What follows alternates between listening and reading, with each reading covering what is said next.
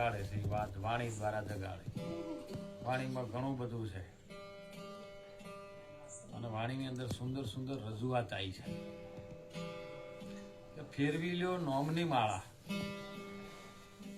તો તારા મટી જાય બધા જન્મના જંજાળા.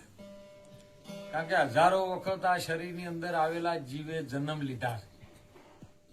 લાખો માયાનું ધાવણ દાતા દાતા દાતા એનું કઈક પ્રારબ્ધ જમા થયું. કોટિક જન્મના પુણ્યથી કે મળ્યો તને મનુષ્ય અવતાર. કોટિક જન્મની અંદર એવું એવું કામ થયું. કોઈ ઝાડના અવતારમાં જતો રહ્યો તો એના છોયડે પંખીએ માળા ગાલ્યા, છોયડે કોઈ આવતો જતા માણસો બેઠા અને એને હાશ થઈ ને એટલે એનું પુણ્ય ને મળ્યું અને એમાંથી થોડું પ્રારબ્ધ જમા થયું. કોઈ ગાયોમાં જો, કોઈ ભેંસોમાં જો, એના વાસણ દૂધ ના લ્યું બીજા ઘર ધણીને પાય ને એમાંથી કઈક પુણ્ય જમા થયું. આવું કોટિક પુણ્ય જમા થયું અને આ જીવને પ્રારબ્ધ નું જે શરીર મળ્યું એટલે માણસ નો અવતાર આવ્યો. અને માણસ ના અવતાર મળ્યા પછી સંતો કહે છે કે સદગુરુની શાન સમજો અને નોમની માળા ફેરવો.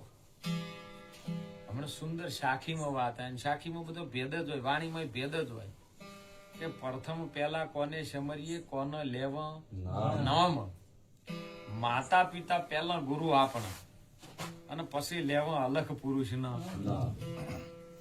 આપણે અમે ઈશ્વરભાઈ એ સમજવાનું આજે આ શરીર છે પુરુષ નું પણ નોમ છે ઈશ્વરભાઈ.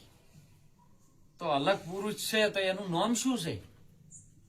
જાણવું કે ના જાણવું? આ ભેદ બહુ ઊંડો નહીં પડ્યો કે લેવા અલગ પુરુષ નું નામ તો અલગ પુરુષ છે તો એનું નામ શું છે? એમ કયું નામ છે? એવું સંતો પાસે પડ્યું છે અને એ નામ જો સુધી આપણને હાથમાં ના આવે ને એટલે કીધું ફેરવી લ્યો આ નોમની માળા તો મટે જન્મના જંજાળા. જન્મો જન્મનો જંજાળ પડ્યો છે ને ઈ નોમ હાથમાં આવી જાય. ગુપ્ત નામ છે અને ગુપ્ત નામ આપણા હાથમાં આવી જાય તો આ જન્મનો જંજાળ છે ને બધો મટી જાય. ગુરુ ગમ કેરી આ નોમને જોણવું હોય શું કરવું? કે ગુરુ ગમ કેરી કૂંચી કરો અને ખોલો આ ઘાટના દાળા. આ ઘાટ પડ્યું છે ને એની અંદર એક સૂક્ષ્મ તાળું છે અને એ તાળામાં ચાવી લગાવો ને ગુરુના નામની, ગુરુ ગમની, અને એ ચાવી જો આપણા હૃદય સુધી પહોંચે, જો તમે જોજો દરવાજે ગમે એવો હોય ને મોટો પલોટ હોય ને તો પલોટ જેવડું મકાન ના થાય. એક એકર હું તો પલોટ પડ્યો હોય ને પણ એક એકર જેવડું મકાન થાય ના. અને મકાન થાય ને તો એના જેવડું બાયણું ના થાય. એ એનાથી નાનું આવે. બાયણું એવડું થાય એના જેવડું પાછું તાળું ના હોય. એ એનાથી નાનું આવે. અને તાળું એવડું મોટું હોય તો પછી તાળા જેવડી ચાવી ના આવે. ચાવી નાની આવે એનાથી. નાની છે પણ ખોલી નાખવાનું કામ કરે એટલે એ અંદર જાય હૃદયને સ્પર્શ કરે એટલે તાળું ઓટોમેટિક ખુલી જાય. અને એ આપણા ઘટની અંદર તૃષ્ણા રૂપી તાળું છે. અને તૃષ્ણા રૂપી જે તાળું ગુરુ ગમની ચાવીથી ખુલે એટલે તરત જ મોય અજવાળું થાય. એ તો સંતોએ પ્રમાણ આપ્યું રવિરામ બાપુએ, દિલ દરિયામાં અખંડ દીવો અને જોયા વિના મારું મન ડોલે. આ તો ભ્રાંતિયું ના નર ભવ ભવ ભટકે. સદગુરુ વિના તાળા કોણ ખોલે? સદગુરુ વગર તાળું ખોલાવ્યું નથી. અરે કાયામાં એક બુદ્ધિ છે સમંદર. મોટામાં મોટું જો કાર્ય કરતી હોય ને તો બુદ્ધિ, જેની સાત્વિક બુદ્ધિ છે ને, બુદ્ધિ બે પ્રકારે આવે. આમ 7 ભાગ છે બુદ્ધિના. બુદ્ધિ, કુબુદ્ધિ, સુબુદ્ધિ, મેઘા, સુમેઘા, વતુંબરા અને સ્મૃતિ. આ 7 પ્રકારની બુદ્ધિ. પણ જયારે સ્મૃતિ બુદ્ધિ કામ કરવાનું ચાલુ કરે ને એ ચૈતન્ય પાવરની છે. એટલે જેની બુદ્ધિ કામ કરી, જો આકાશમાં ચંદ્ર ઉપર જતા રહ્યા. વધારે બુદ્ધિનો જેને ઉપયોગ કર્યો ને એ ચંદ્ર ઉપર જતા રહ્યા. કોઈ રોકેટ ઉડાડવા માંડ્યા, કોઈની રેલવે બનાવ્યા, કોઈની કંપનીઓ નાખી. બોલો કેટલી બુદ્ધિ કામ કરી. એ બુદ્ધિ જયારે સમંદર ભરેલું છે એમાં હીરાને મોણેક છે. કોઈ આમાં ખોજણ હારા. જે ખોજ કરે છે એને જડે છે. નકર પેલો કરશે ને આપણે બેઠા બેઠા ખા એમાં મેળ આવે એવું નથી. એ કરશે તેના માટે છે, તમે કરો તમારા માટે. અને માણસનો અવતાર જ આપણને પોતાના માટે મળ્યો. બીજા કોઈના માટે નહીં, આપણને પોતાના માટે. આ કાયમ એક બુદ્ધિ સમંદર અને નાવ ચલે છે 100 ધારા. 6 ધારા હો. 5 તત્વ ને 6 છે પ્રાણ. આ 100 ધાર ઉપર આ નાવ ચાલી ગયું છે. 6 ની ધાર છે આની. નાવ ચલે છે 6 ધારા. એમાં તો હીરાને મોડે કોઈ ઓમાં ખોજણ હારા. તારે કાયામાં પ્રગટ ગંગા. પેલી જે કાશીમાં બનારસમાં ફરે ને એ નહીં, એમાંથી શરીર પવિત્ર થાય. કદાચ જઈએ ખરા, ઋષિ મુનિઓનો જે સિદ્ધાંત આપશે ને એ ગંગા છે પવિત્ર છે. પણ કેવી રીતની કે શરીર પવિત્ર કરી શકે, મન પવિત્ર ના કરી શકે. જો કદાચ મન પવિત્ર કરી શકતી હોત તો જે વખત ભીષ્મ પિતામાં યુદ્ધના મેદાનમાં ઘાયલ થયા, બોણોની સૈયા ઉપર પડ્યા હતા, એ વખત એની ખુદ એની માં ગંગા જ હતી, બીજી કોઈ હતી તો એના દીકરાની પાવન નથી કરી શકી. તો આપણે શું કરે? થાય ખરું?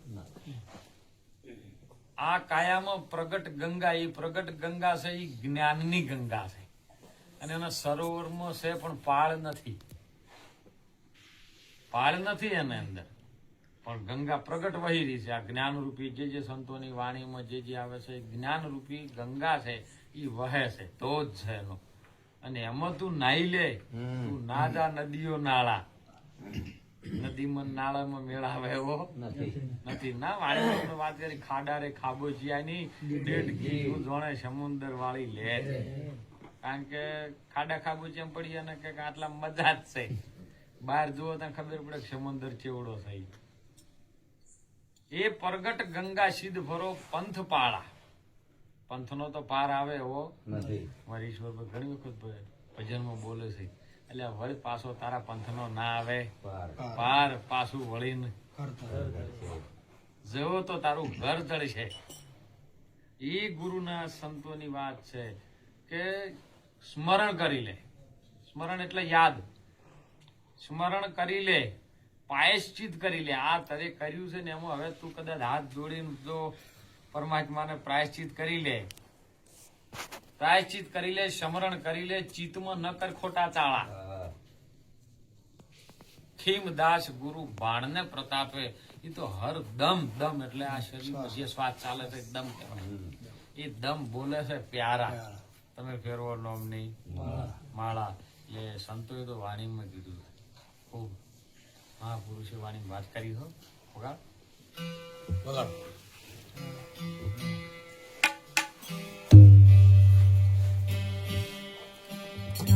સાહેબ તમારી સાયમી સબ ઘટનમી સે સમાન મેં દિલ રે પાન મેં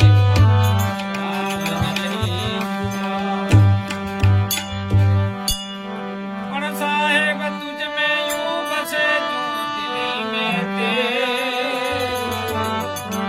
જ્ઞાન કી ગાણી ફેરાય કે જય ભલે મુક્તાવે.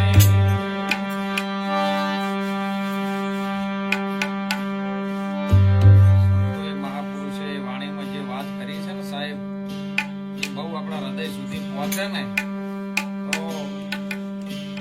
આ માણસનો અવતાર મળ્યા પછી આપણે ભવસાગર તરવા માટે નાવ છે. એ નાવ જો ગુરુના વચનના અને વિશ્વાસના આધારે હોય ને તો અસંખ્ય પાપીઓના તરી ગયા છે. તો આપણો કેમ નથી? પાપીઓના તરી ગયા છે. પાપી એટલે એવું નહીં કે પાપી એટલે ખોટું કોમ કરાય. પાપી એટલે પા અને પી. સદારામ બાપા કહેતા હો, રામરસ પીવો ને બીજાને પાવો.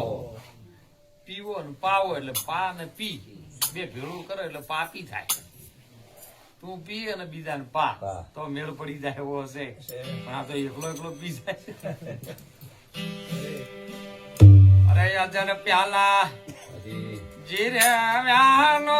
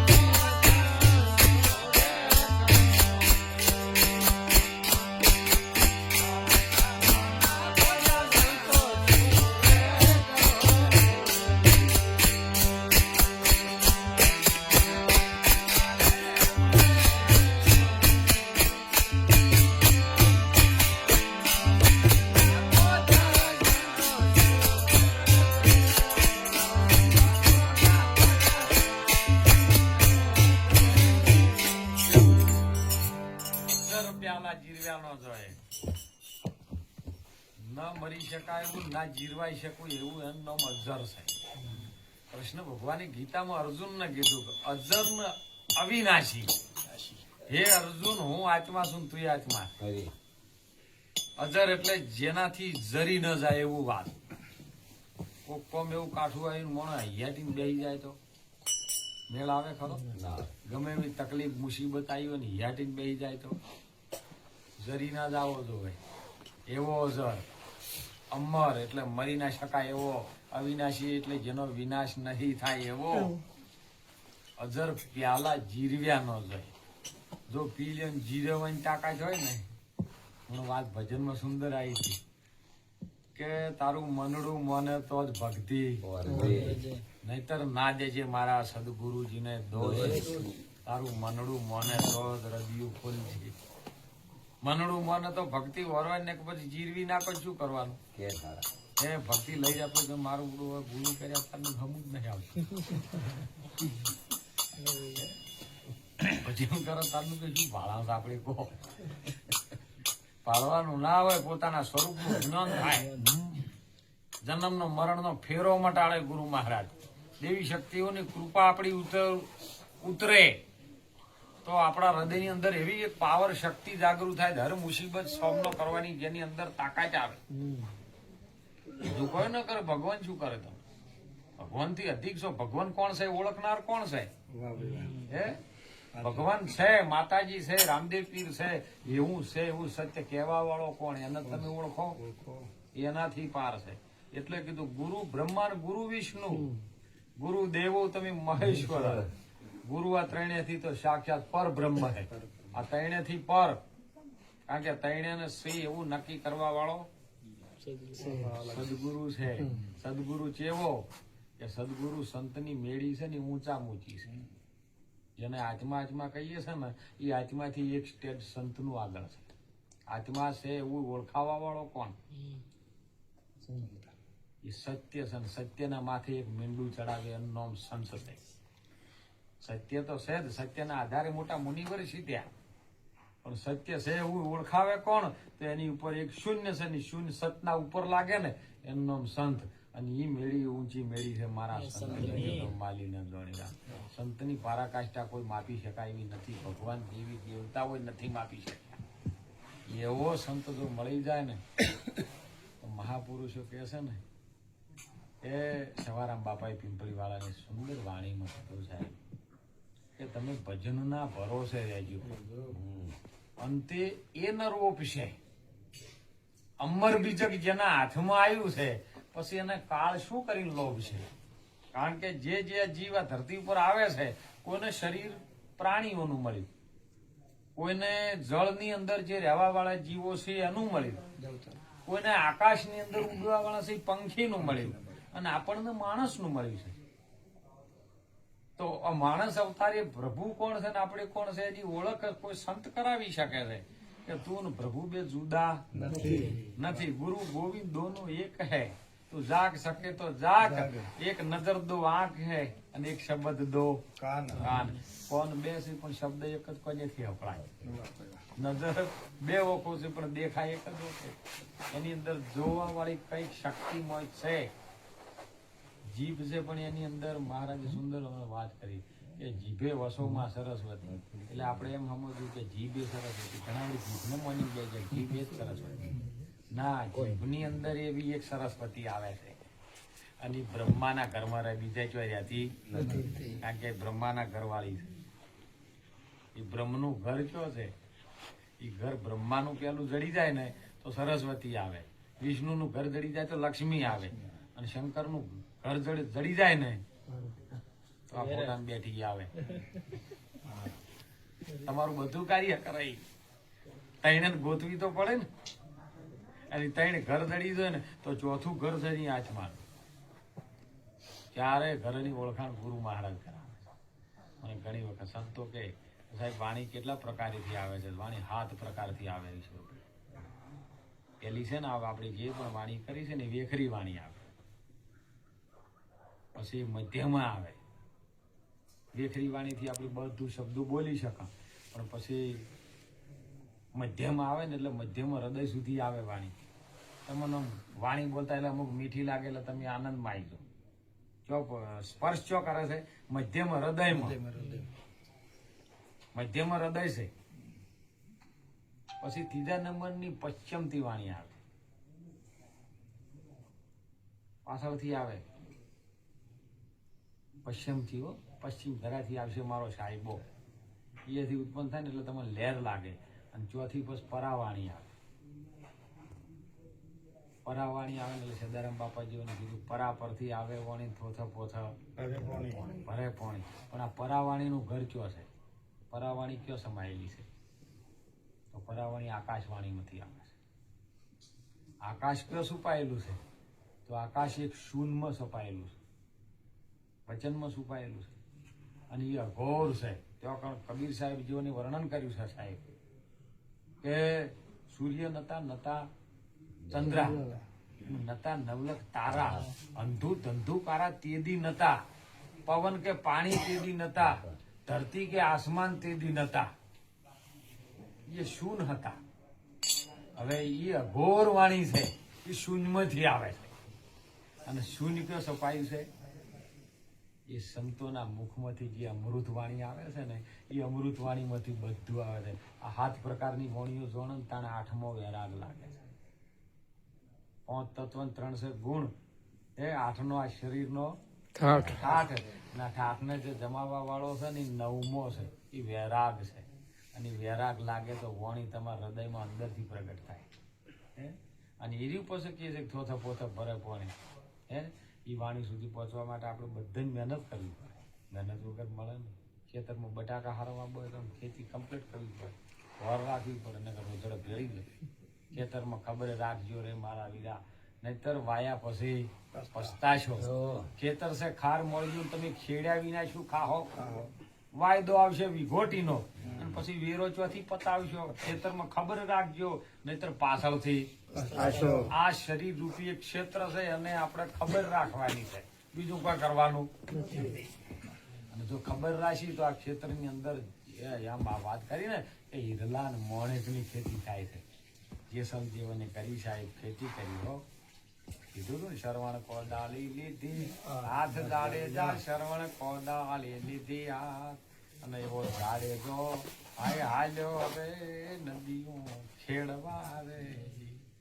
હવ કોઈ વાવે ઝાડને બાજરો, અને ઝાડે જો વાવે નદીનો એકડો. અરે હવને ઝાડને બાજરો પાછો, અને ઝાડે ઝાડને મોતી પાછે હાથા. આ વાણી રૂપી જે શબ્દો રૂપી મોતી પાછે ને, અત્યારે મુખે મુખે જાડેજાનું નામ આવે. જે ભક્તો બેહાને જેસલના નામ લે, જેસલનું નામ વચનમાં ચડી ગયું ને, મોતી પાછો વડલો વર્ષો. આ સંતો રૂપી એક વડલો છે, એના મુખથી આ વડલો મોતીઓનો વરહે છે. બધાના નદીનો એકડો વરહે, કારણ માટીમાં આવી માટીમાં જાય. પણ સદગુરુ સંતો કોઈ તોરલ જેવા મળી ગયા ને જાડેજાને કીધું કે તું માટીમાંથી નહીં આવ્યો, તું માટીમાંથી આવ્યો નથી. એ જેસલ તું કરી લે વિચાર, આ તો માથે છે જમનો માર, સપના જેવો બધો સંસાર, એમ તોડી રોણી કરો છે પોકાર. તો જાડેજો કે માં આટલા બધા તારા ભેળા થઈ થઈને ભરેમ ભર કરી છે, એ શું? એ તો ભેદુ વિનાના ભેળા થાય. ભેદુ વિનાના ભેળા થાય એ નર બધા અધૂરિયા કે હોય.